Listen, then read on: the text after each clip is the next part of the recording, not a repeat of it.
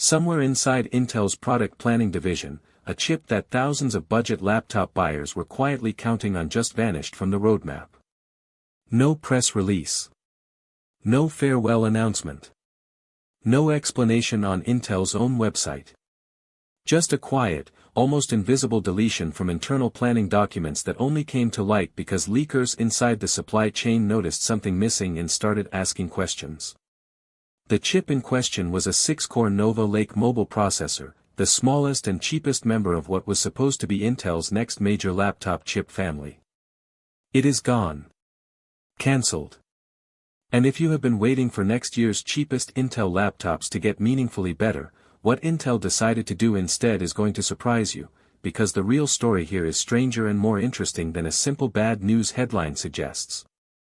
To understand why this cancellation matters, you need to understand what Nova Lake actually is and where this 6-core chip was supposed to fit into Intel's plans. Nova Lake is Intel's next major processor architecture following this year's Panther Lake family, and unlike Panther Lake, which is a mobile-only platform, Nova Lake is designed to scale across an enormous range, from massive desktop chips with reportedly up to 52 cores at the high end, all the way down to a tiny 6-core mobile variant intended for the cheapest laptops on store shelves. That 6-core part was supposed to use a configuration of 2 performance cores and 4 low-power efficient cores, built on Intel's newer Coyote Cove and Arctic Wolf core architectures.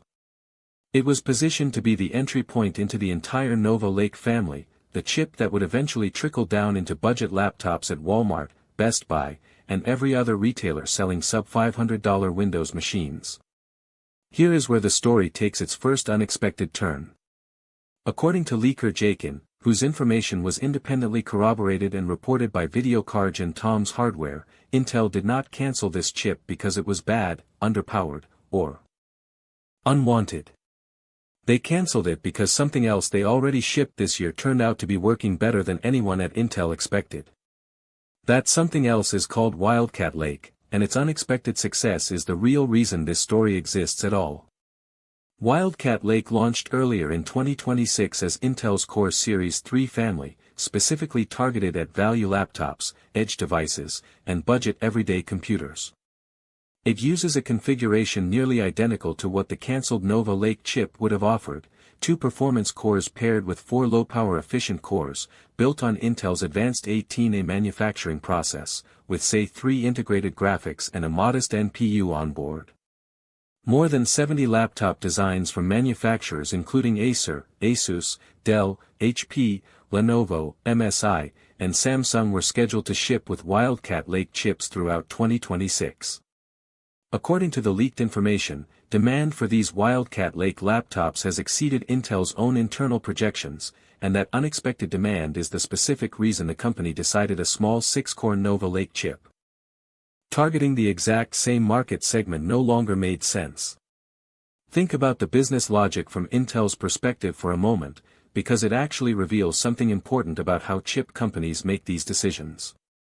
If you already have a chip selling well in a specific price tier, and your upcoming next-generation chip family would produce something that does basically the same job in the same tier at a higher manufacturing cost, launching that redundant chip would mean competing against your own already successful product.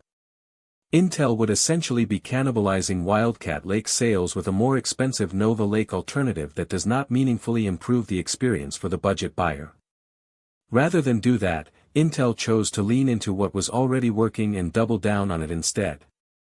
And this is where the supposedly bad news actually flips into something genuinely good for budget laptop buyers, which is the twist that makes this story worth telling properly rather than through a purely dramatic lens.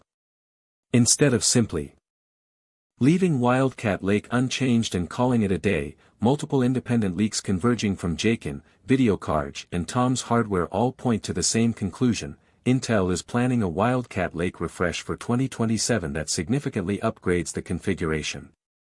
The current Wildcat Lake tops out at 2 performance cores and 4 efficient cores. The refresh is reportedly moving to 4 performance cores and 4 efficient cores, doubling the number of full power cores in Intel's cheapest mobile chip family. That distinction matters enormously in real-world performance terms, more than most people realize when they just see core count numbers on a spec sheet. Performance cores and efficient cores are not interchangeable in terms of raw application speed. Performance cores handle demanding, latency-sensitive tasks quickly, while low-power efficient cores are designed primarily to handle lightweight background tasks while sipping minimal battery power. Doubling the number of performance cores from 2 to 4, while keeping the efficient core count steady at 4, should deliver meaningfully better multi-threaded application performance, snappier multitasking, and a generally more responsive everyday computing experience compared to the current Wildcat Lake chips, which were already considered surprisingly competitive for their tiny size and modest specifications according to early hands-on benchmarks. The branding situation around this refresh adds another layer of detail that is worth understanding if you are actually planning a laptop purchase in 2027. Sources who spoke with VideoCarge confirmed that Wildcat Lake Refresh will be classified under Intel's Core Series 4 naming scheme, specifically occupying the Core 7 and Core 5 tiers within that family. The original, non-refreshed Wildcat Lake chips will continue to exist underneath this as the entry-level Core 3 tier. This means Intel is not simply replacing its budget lineup wholesale. It is stratifying it into two distinct levels, giving budget-conscious buyers a cheaper Core 3 option and a moderately more capable Core 5 or Core 7 option, both still firmly positioned in the affordable laptop category rather than competing with premium Panther Lake or Nova Lake systems. It is worth being honest about the limitations and caveats here too, because not every aspect of this refresh sounds like an unambiguous win, and a responsible breakdown of this story needs to include the parts that are less exciting. According to the leaked information, Wildcat Lake Refresh is expected to retain the same 2 say 3 graphics cores as the current generation, meaning integrated graphics performance likely will not see a meaningful jump even as CPU performance improves.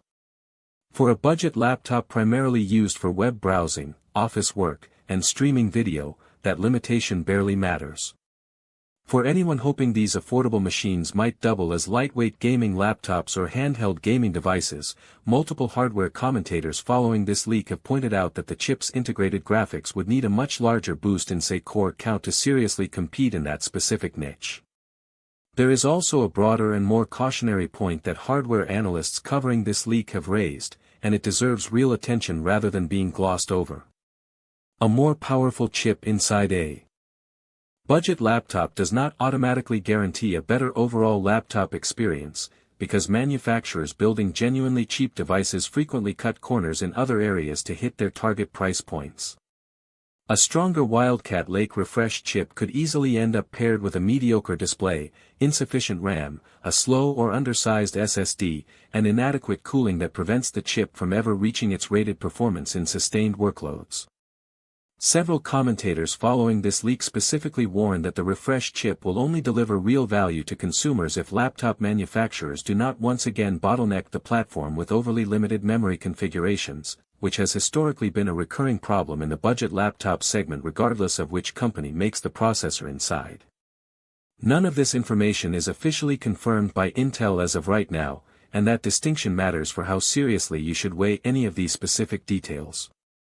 Everything described here comes from supply chain leakers and has been independently corroborated across multiple respected hardware publications including VideoCarge, Tom's Hardware, and Hot Hardware, which gives the reporting credibility, but Intel itself has not issued any public statement confirming the cancellation of the 6-core Nova Lake mobile chip or detailing the specifications of a Wildcat Lake Refresh.